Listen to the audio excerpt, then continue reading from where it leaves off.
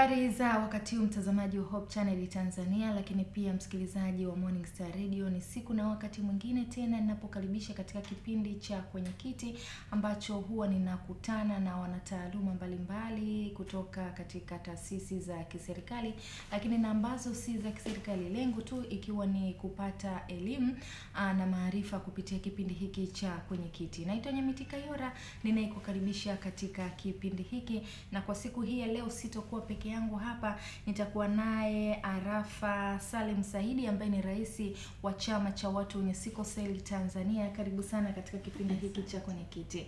Halikadhalika ni naye Daktari Hilda Tutuba, daktari wa magonjwa ya sickle cell. Karibu sana katika kipindi hiki cha Kwenye Kiti. Asante. Mtazamaji, leo tutakwenda kuzungumza ugonjwa wa sickle cell, lakini tutakwenda kuangalia ugonjwa huu wa sickle cell jinsi, ama wengi wanapenda kuita selimundo, unatokana na nini, lakini tutaangalia tiba yake, lakini hasa kama daktari ambaye anashughulika na magonjwa ya sickle cell, lakini vile vile kama chama ambacho kinasimamia watu ama wagonjwa wenye sickle cell ama selimundo, wameamua kuja na kampeni ya upimaji wa sickle cell. Hivyo karibu ambatane nasi ili uweze kufahamu ambayo tumekuandalia kwa siku hii ya leo. Na nitaanza na Dr. Hilda Tutuba. Tunapoizungumzia sickle cell ama selimundo, tunakuwa tunazungumza ugonjwa wa aina gani? Yawezekana mtu anasikia tu ama anafahamu kwamba kuna ugonjwa unaitwa sickle cell, lakini ukimuuliza ni nini hawezi kukuelezea. Asante. Tunasema sickle cell ni ugonjwa wa kurithi ambao mgonjwa lazima arithi kutoka kwa wazazi wote wawili, yani kutoka kwa baba na kutoka kwa mama. Kwa hiyo ni mtu anarithi vinasaba kutoka kwa baba na kutoka kwa mama, ambavyo kama atarithi vinasaba kutoka pande zote, maana huyu tutasema ni mgonjwa wa sickle cell. Kwa sababu tunasema ni ugonjwa wa kurithi, kwa hiyo mtu anaweza akarithi either vinasaba kutoka kwa baba na mama, au akarithi vinasaba kutoka kwa mzazi mmoja alafu kutoka kwa mzazi mwingine akarithi vinasaba vya kawaida. Kwa hiyo huyu ambaye atakuwa amerithi kutoka kwa mzazi mmoja vinasaba vya kawaida, alafu akarithi vinasaba kutoka kwa mzazi mwingine vinasaba vya sickle cell, huyu tunasema tu kama amebeba vinasaba vya sickle cell, lakini si mgonjwa. Lakini yule ambaye anakuwa amebeba vinasaba vya sickle cell kutoka kwa baba na kwa mama, huyu ndo mgonjwa wa sickle cell. Na ugonjwa huu unaathiri chembe nyekundu za damu, kwa sababu katika damu tuna chembe nyeupe ambazo zenyewe zinasaidia kupambana na magonjwa, lakini tuna chembe sahani ambazo zenyewe zinasaidia damu kuganda, mtu kama vidikata, damu isiendelee kutoka. Lakini vivyo tuna chembe nyekundu ambazo hizi ndo zinasaidia kuzungusha oxygen katika, au kubeba oxygen katika mwili. Kwa hiyo huu ugonjwa wenyewe unaathiri chembe nyekundu za damu. Kwa hiyo haigusi chembe nyingine. Na inavyoathiri chembe nyekundu za damu ni kwamba inasababisha kubadilika kwa umbo la zile chembe nyekundu za damu, hasa zinapokuwa zimekutana na mazingira ambayo yana oksijeni ndogo. Kwa hiyo umbo la chembe nyekundu ya damu ya kawaida ambayo haijaathirika na sickle cell tunasema ina umbo ya mduara au donut, lakini ile ambayo imeathirika na sickle cell yenyewe inabadilika umbo na inakuwa na umbo kama ya nusu mwezi au kama ndizi. Lakini wale wenzetu wa zamani wanasema kama mundu, kwa ndo maana ikaitwa selimundu. Ni kwa sababu shape yake inakuwa imebadilika, sasa imekuwa kama mundu, au ndo hiyo kama mwezi mchanga au kama ndizi tunasema.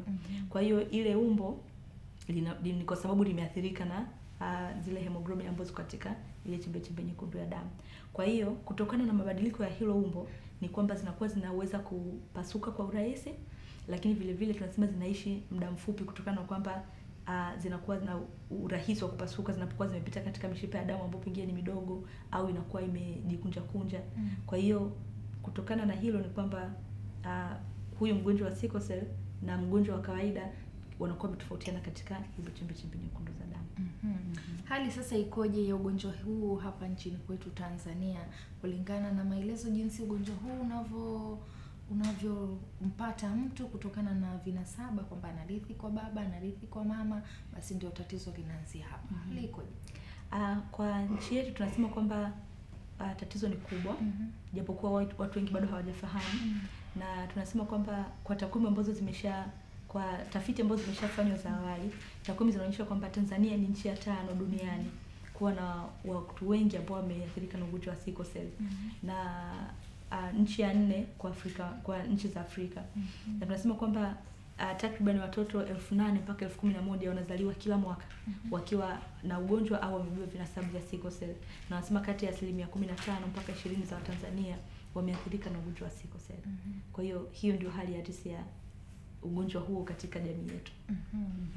Mtazamaji pamoja na msikilizaji, umeweza kufahamu kwanza ugonjwa huu wa sickle cell ama ambavyo wengine wanaita selimundo ni nini, lakini hali ya ugonjwa huu hapa nchini jinsi ulivyo, ambapo tunaambiwa ni nchi ya 5 duniani, lakini ni nchi ya 4 katika nchi za Afrika, na kati ya watoto 8,000 hadi 1,000 basi wanazaliwa na ugonjwa ama vinasaba vya sickle cell.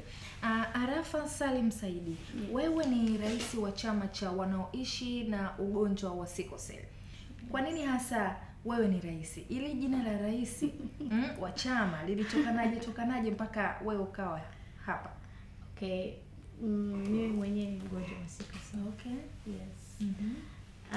Niligundulika nikiwa na miezi 8 baada ya kuzaliwa, lakini nilikuja kupata ufahamu zaidi kuhusu ugonjwa wakati na miaka 8. Lakini pia nikaona kuna uhaba wa elimu. Pia tulikuwa kuna nini nyingi ambazo myth yani zinatokana kwa labda wagonjwa wa sickle cell hawaishi, wagonjwa wa sickle cell akifika miaka kadhaa na fariki.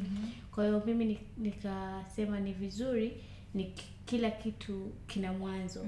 Kama hamna uelewa, basi mimi kama mgonjwa nitakuwa mwalimu kwa wengine na kuwasaidia kuelewa zaidi kuhusu ugonjwa. Ndio hapo nikaamua kuanzisha chama cha wagonjwa wanaoishi na sickle cell Tanzania. Kwanza nikupe hongera kwa ujasiri huo, kwa sababu ni wachache sana ambao wanakuwa na tatizo anaamua kujitokeza na kuwa barozi wa kuweza kusaidia wengine. Mimi nikupe hongera kwa ujasiri huo, na ninaamini ya kwamba kampeni ama chama hiki kimekuwa ni msaada mkubwa kwa watu wengi ambao wanaishi na ugonjwa huu wa sickle cell, ama hatambui ama anatambua. Sasa umezungumzia kwamba hii dhana ambayo ipo, na tunafahamu katika jamii zetu kweli ipo, kwamba wagonjwa wa sickle cell akifika miaka kadhaa anafariki dunia, ama akifika miaka kadhaa kama hatakuwa hajafariki dunia basi hatakuwa tena na ugonjwa wa sickle cell. Dr. Hilda Tutuba, kwa hiyo hapa hili ndio unaweza ukatupa ukweli inakuwaje kuhusiana na alichokizungumza Arafa hapa, lakini ambavyo kipo katika jamii yetu? Asante. Ni kweli kwamba watu wengi wamekuwa wakifikiria hivyo, lakini sio kweli.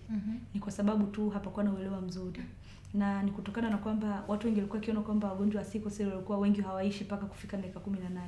Na ni kwa sababu tu kwamba kwa nature ya ugonjwa ni kwamba mara nyingi watakuwa wanapungukiwa damu, na mara nyingi wanakuwa wanapata magonjwa ya hapa na pale. Na sasa kutokana na kwamba watu wengi walikuwa hawafahamu kuhusiana na ugonjwa, kwa hiyo watoto wengi walikuwa wanakufa wakiwa na umri mdogo. Kwa sababu tafiti zinaonyesha kwamba mtoto au mgonjwa wa sickle cell kama hatapewa hatapewa matibabu yanayostahili, ni kwamba 90% wanakufa kabla ya kufika umri wa miaka 5.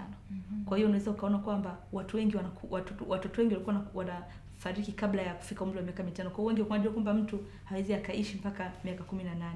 Na walikuwa wanaona kwamba mtu akiishi mpaka kufikia miaka 18 basi ugonjwa unakuwa umeisha, lakini sio kweli. Kwa sababu ni ugonjwa wa kurithi, upo katika vinasaba na hakuna kitu kinachoweza kubadilisha vinasaba. Kwa hiyo ni kwamba mgonjwa anaendelea kuishi na huo ugonjwa, lakini tu ni kwamba mara nyingi mtu anapokuwa tayari amefikisha miaka 18 anakuwa mtu mzima. Kwa hiyo anaweza kujitambua kwamba muda huu najisikiaje na nifanye nini, pengine nipumzike, pengine natakiwa kumeza dawa. Lakini tofauti na kiwa mtoto kwamba anaweza akasikia maumivu asiweze kusema nasikia maumivu. Kwa hiyo huo ndio tofauti, lakini sio kweli kwamba ugonjwa unaisha.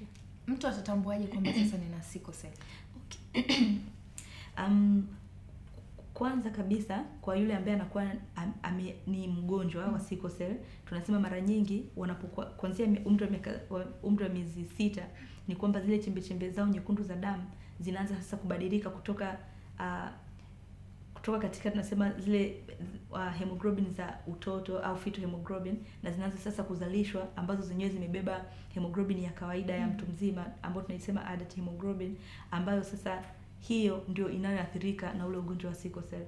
Kwa hiyo mara nyingi kuanzia akiwa na miezi 6 na kuendelea, hapo ndo mara wengi wanaanza kuonyesha zile dalili, hasa kwa watoto wadogo wanakuwa wanapata maumivu kutokana na ile nature kwamba hizi chembe nyekundu za damu ambazo zinakuwa zimeathirika na sickle cell zenyewe kutokana na nature yake ni rahisi kufungamana. Kwa hiyo zikifungamana ni kwamba zinaweza kuziba mshipa wa damu. Kwa hiyo zikiziba katika mshipa wa damu, kuna sehemu damu itakuwa haifiki. Kama umeziba mahali hapa, maana huku damu itakuwa haifiki. Kwa hiyo damu kule ambako damu haifiki, unakuwa unapata maumivu, lakini vile vile unaweza wakavimba. Lakini pia kutokana na hiyo nature yake ni kwamba zinapasuka mara kwa mara. Yaani zinapasuka, zinaishi muda mfupi. Tunasema seli ya mtu ambaye hana sickle cell kwamba inaishi mpaka siku 120 na kuendelea. Lakini kwa mgonjwa wa sickle cell ni kwamba chembe yake nyekundu ya damu inaishi muda mfupi, labda siku 10, siku 20 inapasuka. Kwa mara nyingi wanakuwa na damu ndogo. Tunasema mtu wa kawaida anakuwa na damu labda kuanzia 12 na kuendelea. Lakini kwa wagonjwa wa sickle cell mara nyingi damu yao inakuwa chini. Wengine 7, 8, 9, wengine mpaka 5, mwingine mpaka 4 ndio damu yake ya kawaida. Kwa hiyo unakuta mara nyingi dalili zake ni hizo kwamba atapungukiwa damu, atakuwa anapata maumivu ya mara kwa mara, lakini kuna wengine ambao unakuta labda hata shape za vichwa vyao labda zinabadilika kutokana na kwamba mifupa inapambana kutengeneza chembe nyekundu za damu kwa wingi, kwa unakuta shape ya zile mifupa inabadilika. Lakini wengine kwa sababu tumesema chembe nyekundu za damu zinapasuka au zinaharibiwa katika kwa wingi kuliko zile za kawaida. Kwa hiyo unakuta zile chembe nyekundu za damu zinazoharibiwa zina release kitu kinaitwa kuna ile manjano ambayo yanapatikana katika chembe nyekundu ya damu. Kwa hiyo yanatakiwa yatolewe katika mwili, lakini yanavyokuwa kwa wingi ni kwamba yanashindwa kutolewa kwa njia ya kawaida kupitia mkojo na njia nyingine. Kwa hiyo unakuta wengine wanakuwa wanapata kama macho ya njano. Kwa hiyo hizo ni dalili za nyingi, yani za mara kwa mara ambazo mgonjwa wa sickle cell anaweza kaonekana nazo kwa mwanzo. Lakini hasa kabisa ambazo tunaona nazo hasa watoto ni maumivu na kupungukiwa damu. Arafa, wewe ulipojigundua kwamba unaishi na ugonjwa wa sickle cell, ukaona sasa niweze kutoa elimu kwa umma kulingana na dhana ambayo imekuwepo, na wewe ukaitambua ukasema mimi mbona nipo ninaishi. Ulikutana na changamoto zozote wakati unaanzisha chama hiki cha watu wanaishi na ugonjwa wa sickle cell, ama ilikuwa tu ni mteremko kwamba ulivyoamua sasa kujiweka wewe hadharani, kila mtu alikupokea kwa uzuri na mwamko ulikuwa mkubwa? Naweza kusema mwamko haukuwa mkubwa sana kwa sababu watu bado walikuwa bado wanafikiria kuwa huu ni ugonjwa tayari ni wa umirogwa. Haiwezekani mtu akaishi na huu ugonjwa. Kwa hiyo mimi nikasema mimi ningependa kuwa mfano kwa Watanzania wenzangu. Wengi walisema kwa mgonjwa wa sickle cell, wengi walikuwa wanafungiwa ndani, hawaendi shule, hawafanyi chochote. Kwa hiyo mimi nikasema mimi nitaenda shule. Nikamaliza advanced diploma yangu, pia nikaja nikapata mwenza. Nikaja pia na mtoto wa miaka 4 sasa. Kwa hiyo mwamko sasa uko mkubwa kwa sababu wanaona kama Arafa anaweza, basi na sisi tunaweza. Kwa hiyo nashukuru Mungu kwa sasa hivi kuna uelewa mkubwa, sio kama tulipoanza. Watu wengi wanaelewa na pia wanapenda kujitoa kuelimisha wengine. Yes. Vipi hapo kwa wakati unatafuta mwenza? Kwa sababu wengi wamekuwa wakikumbana na changamoto hii kwamba wakishafahamu kwamba katika familia fulani kuna ugonjwa wa sickle cell, wamekuwa wakiwanyanyapaa, wakiwatenga, kwamba wewe unakwenda katika ile familia, unakwenda kumuoa yule binti. Kwako wewe ilikuwaje wakati unampata mwenza lakini hatimaye mpaka ukapata mtoto? Yes, toka niko shule niliweka wazi kwa jamii yote, yani nilikuwa najitoa kusema kwa mimi naishi na sickle cell na nitaishi paka kuona wajukuu na wajukuu. Kwa hiyo ni ile positive vibe ambayo wewe mwenyewe unaenda nayo. Lakini pia wakati natafuta mwenza, sikuwa natafuta mwenza. Nilikuwa nasubiri the right time. Yule mtu wa kweli atakuja on the right time. Na siku zote tusipende kupush vitu. Kila kitu kinatokea wakati wake, si ndio? Kwa hiyo wakati natakiwa kuchumbiwa, nilihakikisha kuwa yule mwenza wangu anajua hali yangu halisi na pia ananikubali kama nilivyo. Haikuwa rahisi kwa sababu unajua mtu haamini kwanza. Kwa sababu kwa nini wewe useme tu kuwa una sickle cell. Lazima kutakuwa kuna hamna kitu hapo, unatisha tu watu. Kwa hiyo ilikuwa ngumu kwa sababu kwanza kuamini kwa kweli una ugonjwa. Pia na wengine walikuwa hawaelewi. Kwa hiyo ukimwambia unabidi uende ukapime vinasaba ili na wewe usio na vinasaba kabisa, ili ndio uweze tupate mtoto ambaye ana vinasaba. Umeelewa? Kwa hiyo ilikuwa ngumu, lakini end of the day akatokea the right man ambaye akakubaliana na hali halisi, akapima na he was ready. Kwa hiyo wapo watu wanaosema kwa hamna mwanamume anakubali kuwa na mgonjwa wa sickle cell au mgonjwa yoyote. Si kweli. Wapo. Just kubaliana na muda, unakuja kwa muda. And mimi niseme kuwa na ugonjwa wa sickle cell sio mwisho wa maisha yako. Maisha yanaendelea. Na mimi mwenyewe naweza kusema mimi am a special person. Kwa sababu I live life well. Ni vile kujitambua, kujikubali na kujiamini wewe mwenyewe. Yes. Hongera sana kwa ujasiri huo. Daktari, umemsikiliza Arafa hapa jinsi ambavyo ametupa tu historia kafupi, jinsi ambavyo ilikuwa ngumu kidogo kuweza kukubalika kwamba hivi kweli wewe una sickle cell, na ukimtizama kiukweli hata mtu yoyote akija hapa akamtizama au anayemsikiliza atasema huyu inawezekana kweli anatudanganya. Lakini tunaamini na anatusimulia jinsi ambavyo amekubali hali na inamfanya haishi kwa furaha na kwa upendo, na kaamua sasa kusaidia jamii nyingine ili nayo iweze kupata mwamko. Hii inakuwaje? Japo ulizungumzia pale mwanzoni kwamba ili mtu aweze kuwa na sickle cell mpaka atakapopata kinasaba cha baba na kinasaba cha mama. Sasa kwa Arafa hapa yeye ana kinasaba cha sickle cell, lakini mume wake hana na mtoto hana. Jamii sasa inatakiwa ipate uelewa mpana kwa kupitia kipindi hiki cha Kwenye Kiti ambacho Dr. Hilda Tutuba hapa tunahitaji utusaidie hapa, ili jamii iondoke ikifahamu ya kwamba kuwa na sickle cell sio mwisho wa maisha, na ukiwa na mwenza ambaye ana sickle cell si lazima kwamba mtoto mtakayemzaa vile vile atakuwa na sickle cell. Asante. Labda kuelezea kwa ufupi tena kwenye hilo eneo kwamba mfano Arafa yeye amesema kwamba yeye ni mgonjwa wa sickle cell. Maana yake yeye alirithi kutoka kwa wazazi wake wote wawili vinasaba vya sickle cell. Lakini mume wake hana kabisa sickle cell. Maana yake hana hata vinasaba vya sickle cell. Sasa mtoto wake, maana yake mtoto wake yeye amerithi vinasaba vya sickle cell kutoka kwa mama, alafu amerithi vinasaba visivyo na sickle cell kutoka kwa baba. Kwa hiyo mtoto wake amebeba vinasaba vya sickle cell. Kwa hiyo huyu si mgonjwa. Na hata kwa anapata shida zozote kama tulisema maumivu, kuvimba, kupungukiwa damu, yeye hatakuwa anapata hizo adha. Lakini atakapokuja kuoa sasa, mtoto akiwa mkubwa akataka kuoa, tunashauri. Kwa nini umesema atakapooa ni wa kiume? Yes.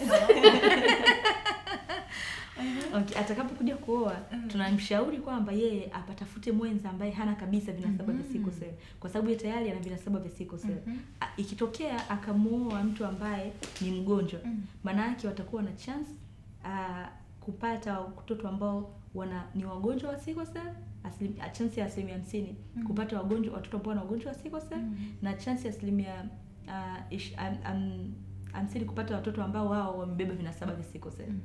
Lakini atakapooa mtu ambaye amebeba vinasaba vya sickle cell, maana yake atakuwa na chance ya 25% kupata mtoto mwenye ugonjwa wa sickle cell, chance ya 50% kupata mtoto ambaye amebeba vinasaba vya sickle cell, na chance ya 25% kupata mtoto ambaye amebeba vinasaba vya sickle cell. Ambaye hana ugonjwa. Kwa hiyo tunasema kwamba kwa kufanya maisha ya mazuri ni bora tu aoe mtu ambaye hana kabisa ugonjwa wa sickle cell, ambaye hana hata vinasaba vya ugonjwa wa sickle cell. Kwa nini sasa ameamua kuja na hii dhana ya upimaji wa ugonjwa wa sickle cell?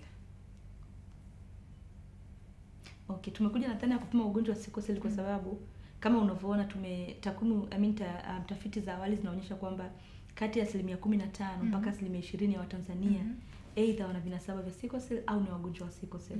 Lakini bado watu wengi sana hawajatambua hicho kitu. Kwa hiyo maana tunasema walipo Watanzania 115 wana vinasaba au ugonjwa wa sickle cell.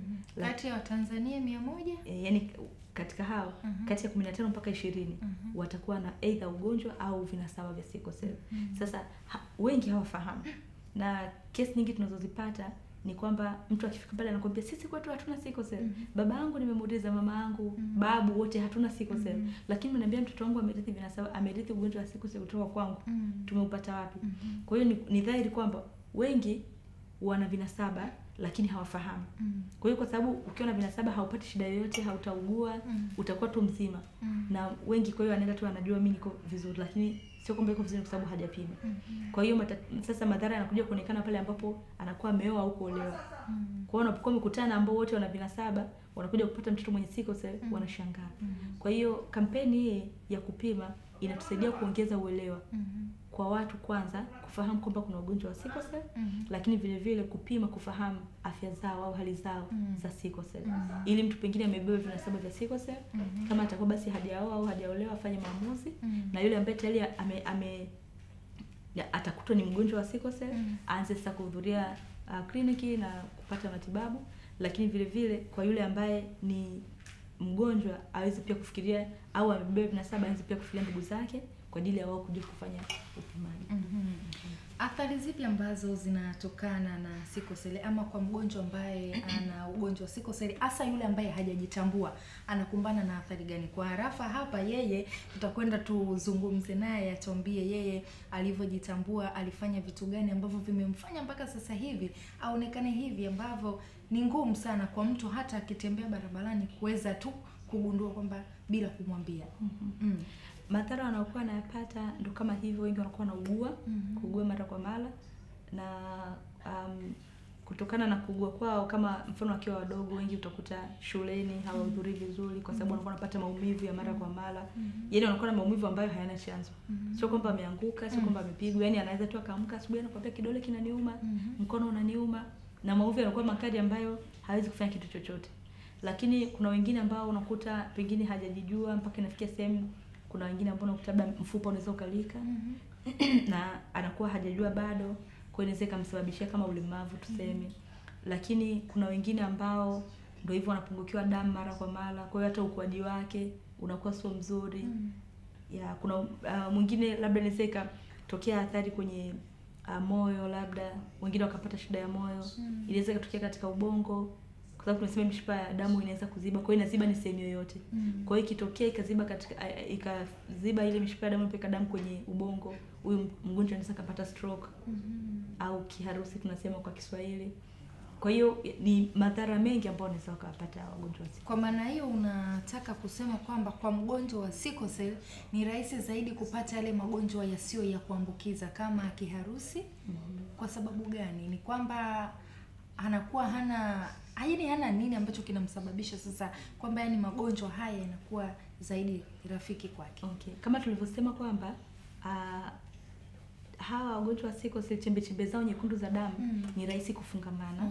Na zikifungamana zinaziba mshipa wa damu pale ambapo zinakuwa zimefungamana. Kwa hiyo kule ambako damu ilipaswa kufika, either itafika kidogo kulingana na kwamba mshipa wa damu umeziba au umepungua ukubwa kutokana na kwamba kuna sehemu ambayo imekuwa zenyewe zimefungamana pale zimekaa, au itakuwa haifiki kabisa.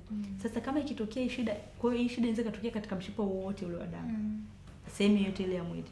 Kwa hiyo ikitokea labda mishipa ya damu inaleta damu mikononi, kwenye vidole, ndio ataanza kupata maumivu labda ya vidole au kuvimba. Ikitokea katika mishipa ya damu ambayo peka damu kwenye ubongo, sasa ndio atapata kiharusi, kwa sababu kiharusi ni kwamba kuna sehemu ya ubongo ambayo haipati damu vizuri, aidha damu imepasuka, mishipa ya damu imepasuka ikaiviria kule, ikavudia kule, au ile mishipa ya damu imekuwa block, imeziba, kwa damu haifiki kule. Kwa hiyo kuna ile sehemu ambayo haipati damu ndio inaleta madhara. Kwa hiyo ndio hivyo wanaweza kupata stroke. Kwa hiyo tunasema kwamba watoto wengi ambao wanapata stroke au kiharusi wengi wanakuwa ni kwa sababu ya ugonjwa wa sickle cell. Kwa hiyo ndio maana mtu akija tu amepata kiharusi, hakuna sababu yoyote pengine ya hapo awali ambayo ilikuwa imefahamika, wengi wakipima wanakuta wana sickle cell. Kwa hiyo pia ikitokea katika mishipa ya damu ambayo inapeleka damu kwenye figo, inaweza kusababisha akapata shida ya figo. Kwa hiyo inatokea sehemu yote ile ya mwili. Arafa, Wewe baada ya kuwa sasa umezaliwa, umetambua, wazazi wako wanatambua, kipindi sasa unakuwa ile umejitambua sasa, ulikuwa unakumbana na changamoto zipi ambazo zilikuwa ni ngumu kwako kwa wakati fulani, ukawa unajihisi kabisa mimi ni mnyonge, lakini ulisimama imara mpaka hivi leo tunakutambua kama rais wa chama cha watu wanaoishi na ugonjwa wa sickle cell? Yes, kusema na haki, katika kuishi na sickle cell hamna kitu kinaumiza kama yale maumivu. Kama daktari alivyosema, kwa unapata maumivu muda wowote, time yoyote, haijalishi uko wapi, unafanya nini. Yaani unaweza tu umekaa, umetoka vizuri nyumbani, labda umeenda shule, lakini unafika labda assembly tayari wewe unaumwa miguu, unaumwa mkono au mgongo. Kwa hiyo kuna ile unyanyapaa wa wenzio kwanza. Wewe mtoto mdogo unaumwa mgongo, unajifanyisha. Unajua ile mtu kutokuelewa. Lakini wewe mwenyewe ukijielewa, lakini pia wakati ule tuseme pia uelewa kwa walimu, kwa jamii pia ilikuwa ni ndogo sana. Kwa hiyo mtu kukubali kwa okay harafa unaumwa na bitu tumpigie mzazi wako aje kuchukua urudi nyumbani ilikuwa ni vigumu. Lakini pia kulikuwa kuna uelewa mdogo katika, kama daktari alisema, kwa labda macho ya njano au mwili saa nyingine pia inakuwa njano.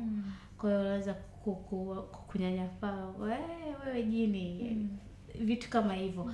Lakini kama nilivyosema, tukijiamini na kujikubali, na kwa mtu akija akakwambia vitu kama hivyo na wewe kumkanusha na ukamwambia hapana, mimi sio hivyo, ni 1 2 3.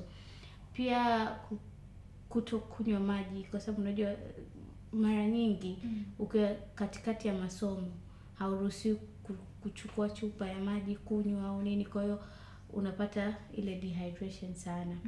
Kwa hiyo yani changamoto ni hizo, lakini tunashukuru Mungu tunakabiliana nazo. Lakini maumivu ya sickle cell, pole. Yes, yani sijui kuelezea, siwezi. Yes, kwa hiyo ndio maana tunawasihi na kuwaomba Watanzania kupima afya zao kabla hawajaanza mahusiano na kutaka kuleta mtoto. Tunataka mtoto, hatutaki mgonjwa. Kwa sababu ukishakuwa na mtoto, yule mtoto hawi tena ni mtoto, kwa ni mgonjwa, huyu ni mgonjwa. So hatuhitaji hilo, tunahitaji watoto ambao wenye furaha na amani. Yes. Vipi kwa jamii ambayo sasa ulikuwa nayo? Unajua tumezoea kwamba kunakuwa na ile michezo ya watoto katika jumuiya. Vipi wewe kwa wakati huo bado hujajitambua hasa? Ulikuwa unakumbana na changamoto zipi, labda watoto wenzio, tukiachana sama mazingira ya shule kwamba tayari shuleni kulikuwa na unyanyapaa hivyo. Sasa vipi kwa maeneo yale ya mtaani ambako ulikulia? Unacheza, lakini ndo yani kwa sababu kabla hujajielewa mama wako anakukataza, like kama mimi, then mwisho ataniambia haya utakiona cha usiku. Yani tayari anajua utacheza sana, lakini usiku utakiona. Kwa hiyo mara 2 mara 3 kaelewa kwa hichi ndio mama anachosema. Kwa hiyo unapunguza. Yes. Kwa mwanzoni ilikuwa ni ngumu kutambua, unahisi kama mama anakukataza kupata raha fulani na watoto wenzio. Yes, alikuwa kama ananionea, lakini sasa hivi namshukuru. Yes. Daktari umemsikia Rafa anakuambia ni maumivu yanatokea muda wowote. Kwa nini yanatokea muda wowote? Hakuna kipindi labda maalum kwamba labda muda fulani hivi, labda kukiwa na hali fulani, kukiwa na aina fulani ya hali ya hewa, labda joto, baridi, mvua, ndio labda mgonjwa wa sickle cell anaweza kaa na maumivu? Na tunasema kwamba kwa kweli haya maumivu hayana muda maalum, lakini tunasema tu kuna zile vitu ambavyo vinaweza vikaongeza uwezekano wa kupata ile tatizo, risk factors. Yani vile vitu ambavyo vinaweza vikaongeza uwezekano wa mtu kupata yale maumivu. Tunasema kwamba kama kuna baridi sana, kwa sababu kama kuna baridi sana ile mishipa ya damu ina tabia ya kusinyaa. Kwa hiyo kisinyaa maana yake ni rahisi kwa sasa zile chembe nyekundu za damu ambazo ziko na sickle zina kufungamana na kuziba. Kwa hiyo kwenye baridi sana, ndio maana tunawashauri wagonjwa wetu kama kuna baridi wasicheze, kama watoto wasicheze kwenye mvua, au kama kuna baridi basi wajifunike vitu kama hivyo. Lakini vile vile kama kuna joto sana, kwa sababu panapokuwa na joto sana manake tunasema kwamba mtu anatoka jasho na nini, kwa hiyo atapoteza maji. Ndio tunasema kwamba anakuwa dehydrated. Kwa hiyo akipoteza maji manake sasa hata damu yake inakuwa kama nzito kidogo. Kwa hiyo ikiwa nzito pia ni rahisi zile chembe nyekundu za damu kufungamana. Kwa hiyo kama mazingira kama hayo, kama ni joto sana nini, tunawashauri watoto sana watoto, tunasema watoto kwa sababu watu wazima wanakuwa wanajielewa.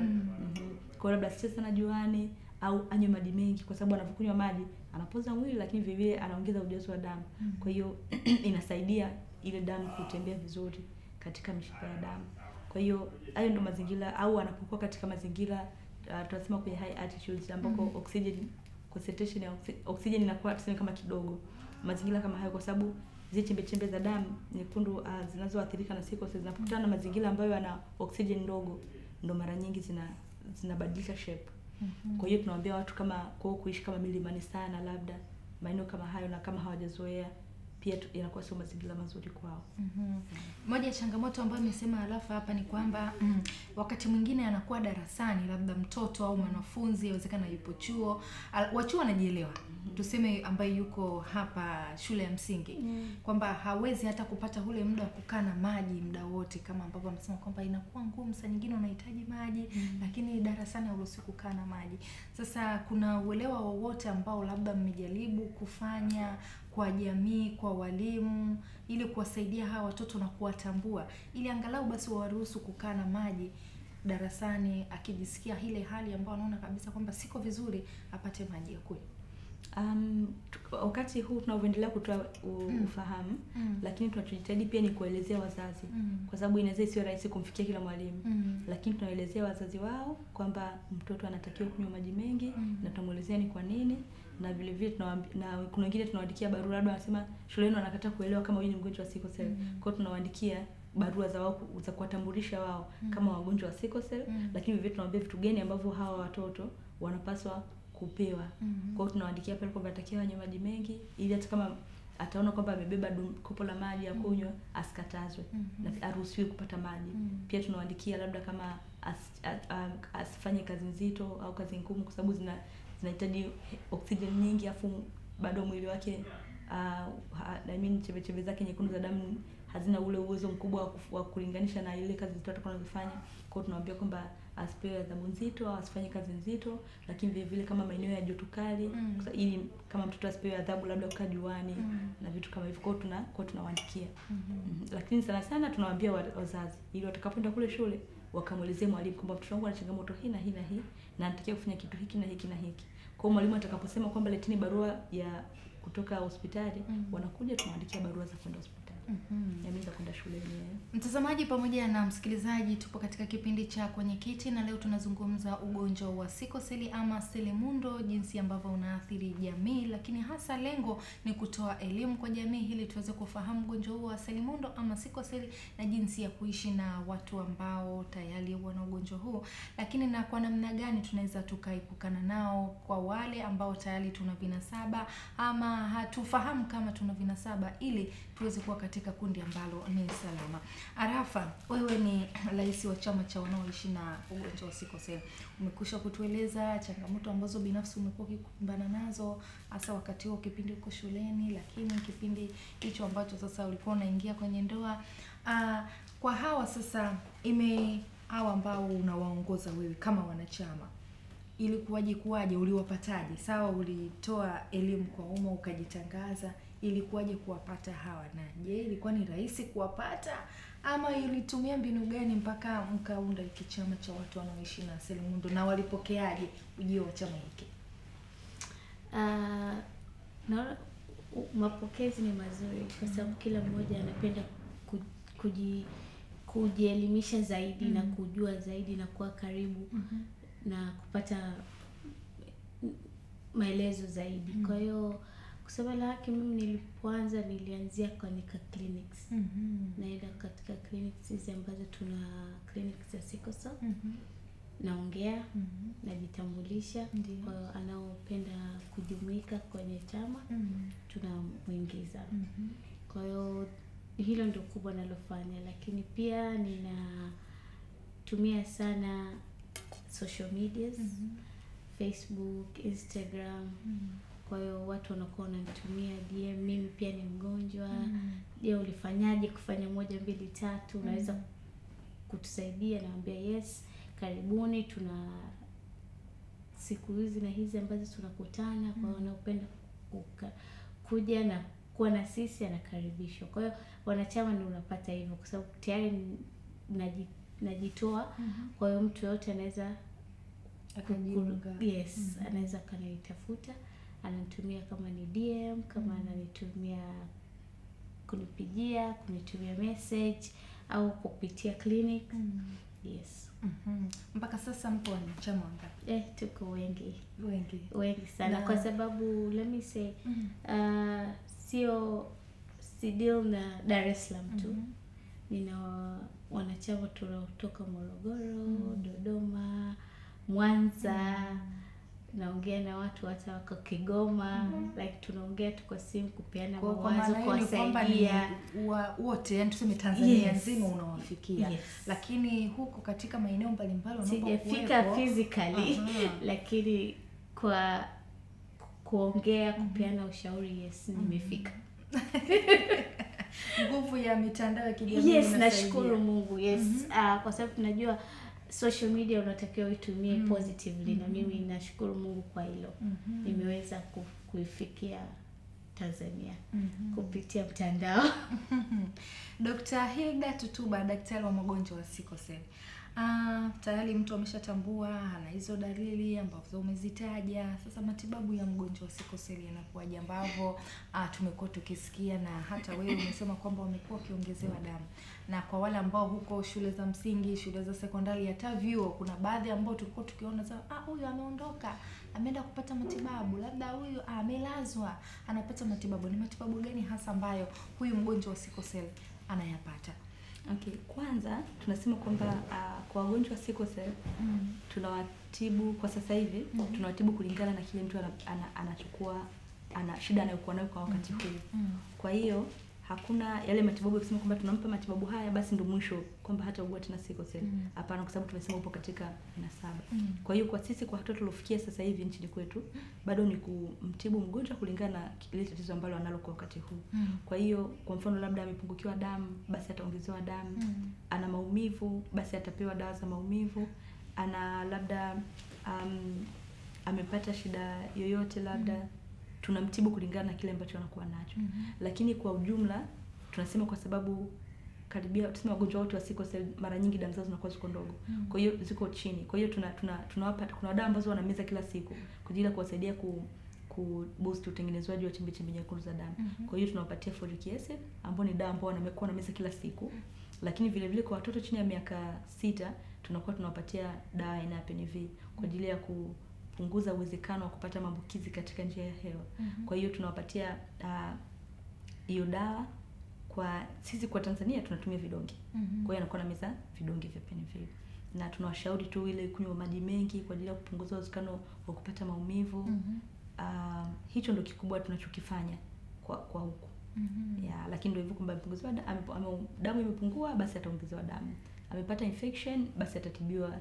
Amepata UTI hivyo kulingana na kile ambacho anakuwa amepresent na chukua wakati huu. Hizi kliniki ambazo Arafa amekuwa akizihudhuria na kukutana na wagonjwa na anapata wanachama hapo, hizi kliniki zinakuwa zinalenga hasa nini, na hasa huko wanakuwa wanapata vitu gani? Ni seminar tu ama ndio kwamba wanakwenda kupata hizi dawa ambazo kwamba anatakiwa kuzimeza kila siku? Katika kliniki zetu tunawaona wagonjwa. Kwa sababu mgonjwa wa sickle cell ni mgonjwa ambaye anatakiwa kufanyiwa follow up, yani kufanya ufuatiliaji wa matibabu. Sio tu kwamba anakuja kliniki anapokuwa anaumwa, lakini tunatamani waje kliniki hata pale ambapo si wagonjwa, ili tuwasikilize kwamba pengine hapo katikati kuanzia kliniki iliyopita mpaka sasa umepata shida gani. Pengine kuna shida ambayo alipata akiwa nyumbani na hakujua kwamba ni kwa sababu ya ugonjwa. Kwa hiyo atakapokutuelezea tutamwambia kwamba okay, hii ni kwa sababu ya ugonjwa huu, na ukipata shida kama hii mara nyingine fanya hivi. Kwa hiyo wakija kliniki pale, kwanza tunawapa elimu ya ugonjwa wa sickle cell, lakini vile vile tunawapa sasa, kama ndo anaumwa kulingana na vile ambavyo ameugua, tutampa maelekezo au tutamtibia kile ambacho amekuwa anaugua kwa wakati huo. lakini vile vile tunawapa sasa tarehe za kurudi kwa sababu tunakuwa tunafuatilia matibabu yao. Lakini kwa mgonjwa wa sickle cell tunasema kila mgonjwa wa sickle cell ana kiasi chake cha damu. Kwa hiyo sio kama sisi tunasema kwamba kwa mtu wa kawaida damu 12 mpaka 14 au 13 mpaka 16, hapana. Kwa wagonjwa wa sickle cell mwingine damu yake kawaida ni 5. Damu yake mwingine kawaida ni 6. Kwa hiyo kila anapokuja clinic tunakuwa tunafuatilia wingi wake wa damu. Kwa kila akija clinic lazima apime damu ili tuweze kuona kwamba damu yake, je, wakati huu imepungua sana, wakati huu iko kawaida, iko kwenye ile range yake ya kawaida, pengine kwa nini imepungua sana, na saizi anajisikiaje kulingana na vile ambavyo damu yake imepungua sana. Kuna vitu kama hivyo ndio tunafanya katika clinic. Na tuna kliniki zetu kwa Dar es Salaam. Tuna kliniki katika kila hospitali ya rufaa na kila wiki tunafanya kliniki. Kwa Mwananyamala tunafanya siku za Jumanne. Alafu Amana tunafanya siku ya Jumatano kliniki ya watoto chini ya miaka 10. Alafu Ijumaa watu wakubwa kuanzia miaka 1 na kuendelea. Alafu Temeke tunafanya siku ya Jumanne na siku ya Ijumaa. Na Mloganzila, Muhimbili ya Mloganzila kila siku ya Jumanne, na pia Muhimbili hospitali pia kuna kliniki ya sickle cell ambayo inafanywa siku ya Alhamis na Ijumaa. Alhamis watoto, Ijumaa wakubwa.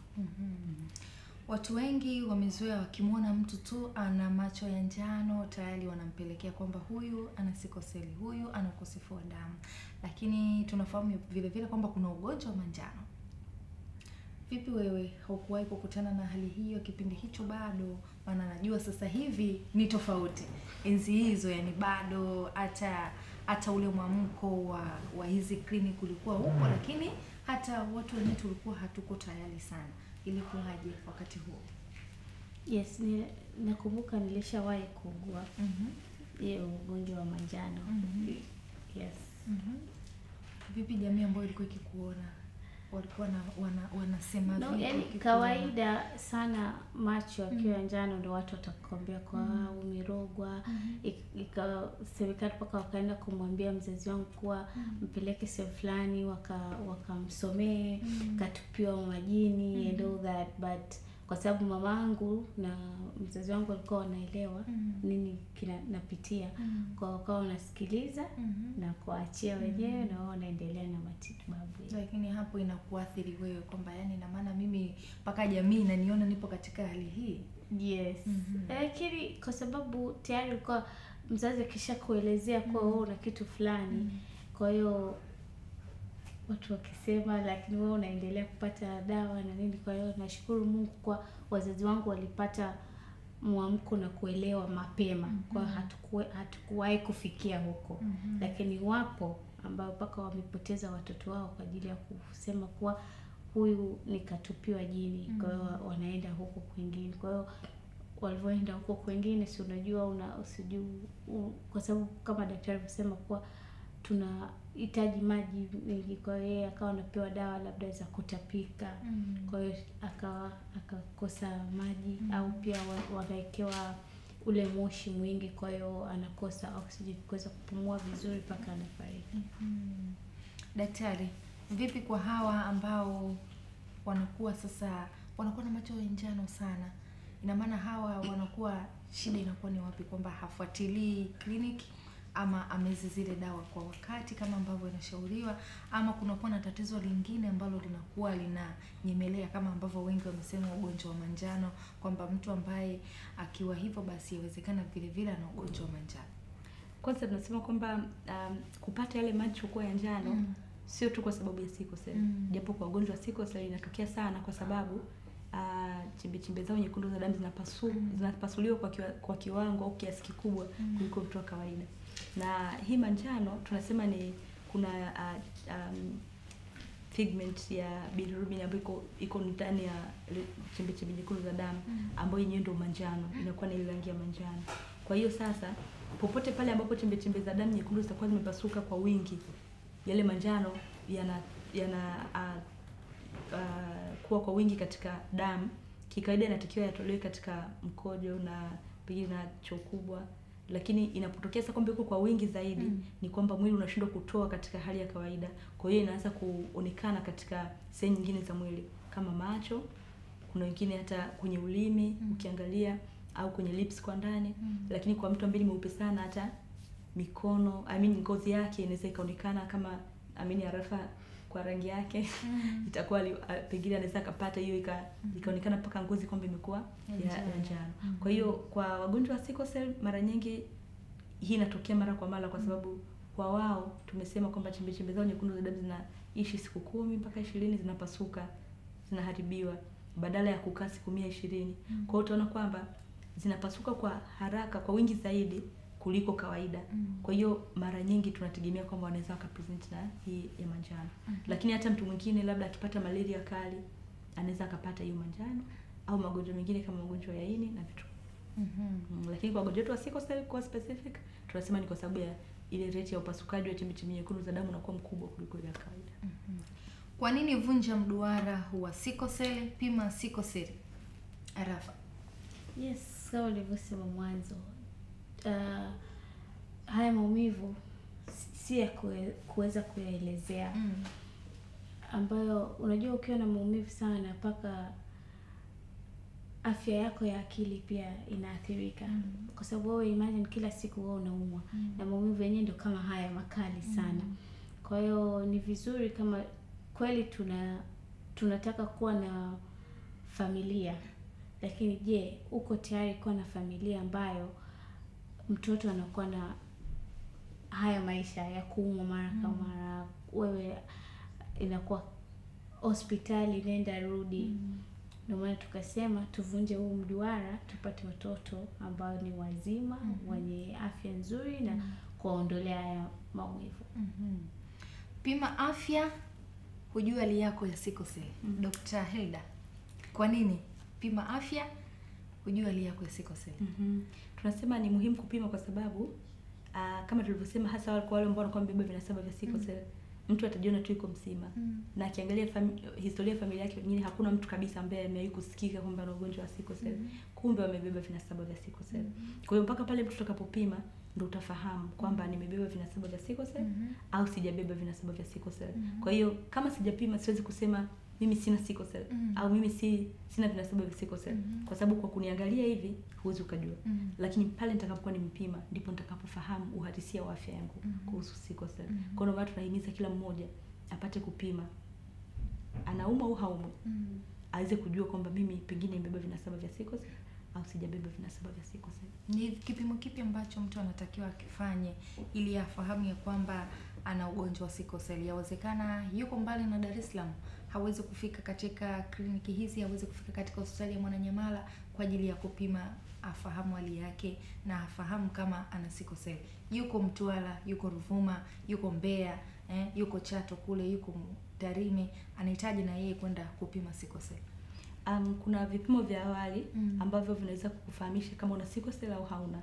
Na vipimo hivi naamini vipo katika hospitali nyingi za kwa nchi yetu. Hospitali za mikoa au za wilaya watakuwa na vipimo vya awali vya kuweza tukwambia kwamba una sickle cell au hauna. Lakini baada ya hapo kuna vipimo sasa, kama ushajua kwamba una sickle cell au ukishajua kwamba una sickle cell kwa vipimo hivyo vya awali, inatakiwa kufanya sasa vipimo ambavyo vyenyewe vinakuthibitishia kujua kwamba je, umebeba vinasaba tu au umebeba vinasaba, yani au ni mgonjwa wa sickle cell.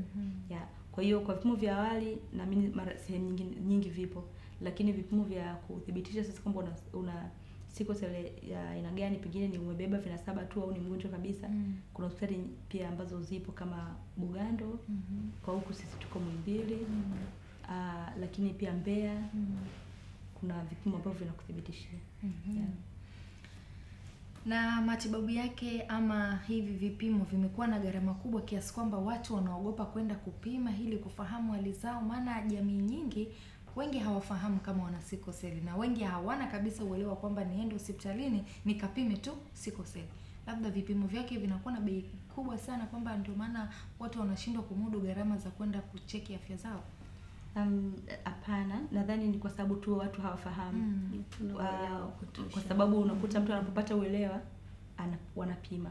Lakini kwa sasa unakuta sababu unakuta wale ambao wana hali nzuri kimaisha pia hawajapima. Kwa sio kwa sababu ya gharama, ni kwa sababu tu ufahamu. Na ndio maana watu wengi pia wanapopata ufahamu wanaenda kupima. Ya labda kusema kwamba tunatamani kuendeleza kufanya uelewa. Kwa hiyo kwa mwezi huu kuna siku kadhaa ambazo tumezichagua tu by chance. Kutokana na uwepo wa wafanyakazi, lakini vile vile kutokana na availability ya resources hivyo. Kwa hiyo tukaona kwamba ni vizuri tufanye upimaji, lakini huo kuna muda maalum ambao ni wa kuongeza uelewa juu ya sickle cell ambao tunafanya kila mwezi wa 9. Tunasemaga ni mwezi wa kuongeza uelewa au fahamu juu ya sickle cell. Kwa mwezi mzima kwa tunautumia kwa ajili ya kutoa uelewa katika jamii. Lakini kwa sasa hivi tunategemea kwa mwezi huu tumepanga kufanya screening ya kufanya upimaji wa sickle cell, lakini tarehe 29 wiki itakayofuata tutakuwa Amana kwa ajili ya kufanya upimaji, na tunaamini wiki itakayofuata tutakuwa Temeke. Tunahitimisha kipindi hiki cha kwenye kiti. Ni nini wito wako kwa jamii, Dr. Hilda Tutuba, daktari wa magonjwa ya sickle cell?